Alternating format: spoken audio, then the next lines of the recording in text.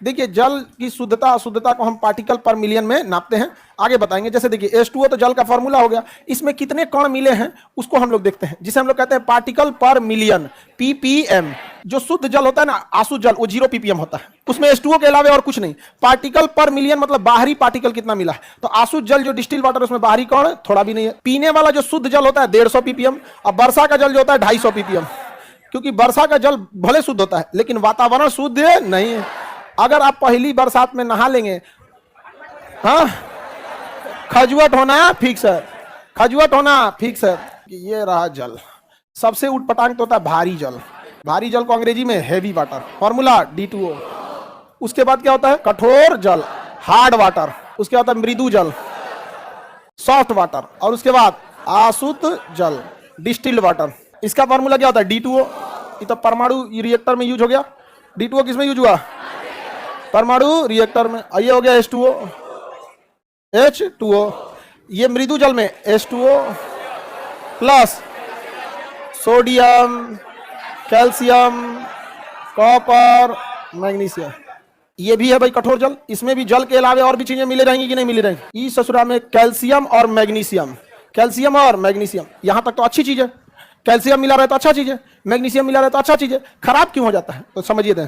इस ससुरा का कैल्शियम और मैग्नीशियम का बाइकार्बोनेट आ जाता है। क्या आ जाता है, बाइकार्बोनेट। क्या आ जाता है, बाइकार्बोनेट। यही गड़बड़ कर देता है। कैल्शियम और मैग्नीशियम से कोई प्रॉब्लम है, लेकिन उसके साथ क्या आ जाता है, बाइकार्बोनेट। कैल्शियम और मैग्नीशियम से हमें प्रॉब्लम है, लेकिन ससुरा कैल्शियम और मैग्नीशियम अपने आए कोई दिक्कत नहीं है। अपन रिश्तेदार लेके आ जाता है बाइकार्बोनेट। क्या ले आ जाता है, बाइक। और बाइकार्बोनेट की खराबी होती है, बाहर की चीजों को सोख लेता है। अगर इसमें आप साबुन डालेंगे ना, तो साबुन पानी तक पहुंचने से पहले आधा कैल्शियम सो गया, कुछ मैग्नीशियम सो गया, अब बाकी बचा दबा के सो गया कौन, बाइकार्बो। तो इतना झाग देने चाहिए तो इतनी सा झाग देता है। तो कभी कभी साबुन झाग नहीं देता, तो देखिएगा पूरा रगड़ेंगे ना तो उसके ऊपर नीला नीला दाग हो जाएगा कपड़ा पे, झाग नहीं देगा, तो फिर बरस मारना पड़ेगा। कैल्शियम और मैग्नीशियम का अगर सल्फेट जुड़ गया, क्या जुड़ गया, सल्फेट, और खचरा होता है। जब आप इसे खौलाइएगा कठोर जल को, तो खौलाने के टाइम कठोर जल में व्हाइट व्हाइट व्हाइट कुछ जल जाता है, जम जाता है। वो या तो बाइकार्बोनेट है, या तो सल्फेट है, या तो क्लोराइड है। समझ में आ गया कि नहीं आ गया। और हम लोग जो पानी पीते हैं खरीद के, वो क्या है, सॉफ्ट वाटर। उसमें भी पार्टिकल मिले होते हैं, लेकिन अच्छे पार्टिकल मिले होते हैं। क्या मिले होते हैं, अच्छे पार्टिकल। अतः हम पार्टिकल पर मिलियन की अगर बात करेंगे तो इसका भी 0 ppm होता है। पीने वाला पानी 150 ppm होता है, और भारी जल जो होता है या वर्षा का जल 250 ppm।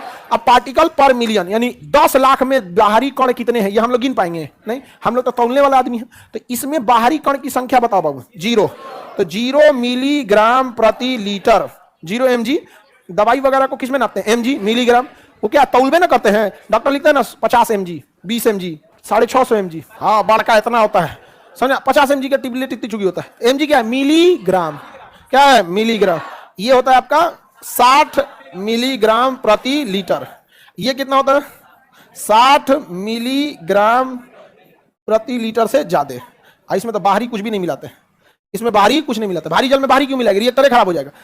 जब भी आपको रिएक्शन कुछ भी कराना है, आप उसमें याद रखिएगा फॉरेन पार्टिकल से बचिएगा, बाहरी पार्टिकल से बचना है। क्या हम कठोर जल को आसुत में बदल सकते हैं, क्या हम मृदु जल को आसुत में बदल सकते हैं, बिल्कुल। चलिए अब देखिए हम ध्यान से कैसे बदल देते हैं। कोई फ्लक्स ले लेते हैं, ऐसे बोतल इस टाइप में। ये केमिस्ट्री के लैब में गए होंगे, इस टाइप के बहुत सारे बोतल आपको मिलेंगे यहाँ पे।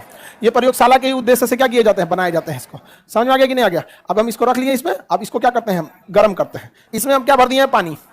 ये क्या है, वो पानी है। अब इस पानी में हम अशुद्धि मिलाते हैं।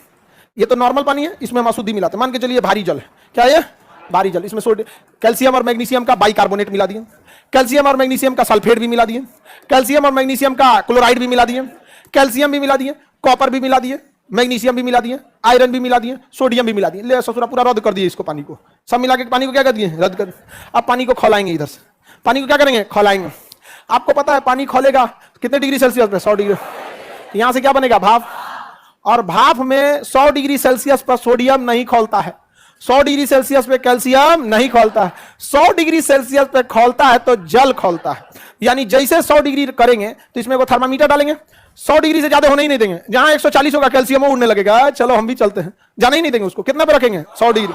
100 डिग्री पे रखेंगे, यहां से पानी भाप बनेगा, जाएगा यहां से पानी भाप बन के, पंछी बनू उड़ के चलू, चल गया उड़ के, पानी भाग गया। फिर हमको फायदा क्या हुआ, इसको रोकना था हमको। इसके लिए हम लोग यहाँ एगो बोरा लगा देंगे, यहाँ एगो बोरा, ई बोरा पे पानी छिड़क देंगे, बांध देंगे नलिया को, बोरा से, कपड़ा से बांध देंगे यहाँ पे, और उसमें पानी छिड़क देंगे तो ठंडा कर देगा। ठंडा करने वाले डिवाइस को कंडेंसर कहते हैं। क्या कहते हैं? क्या कहेंगे? कंडेंसर। तो ये क्या हो गया? कंडेंसर। अब बताओ, यहाँ जो बिखिया के भाप बना है, यहाँ ठंडा हो जाएगा कि नहीं होगा? ठंडा हो जाएगा। अब ठंडा होकर यहाँ से पानी बन जाएगा। हो गया पानी। अब यहाँ कोनो डोंगा लगा दो, कटोरा लगा दो, कौन सा पानी हो गया? ये आसुत जल। इसमें केवल उधर से डगर के क्या आया है? H2। डगर के केवल क्या आया है? H2O। इसी को क्या कहेंगे? आसुत जल। क्या कहेंगे? आसुत जल। अंग्रेजी में डिस्टिल्ड वाटर।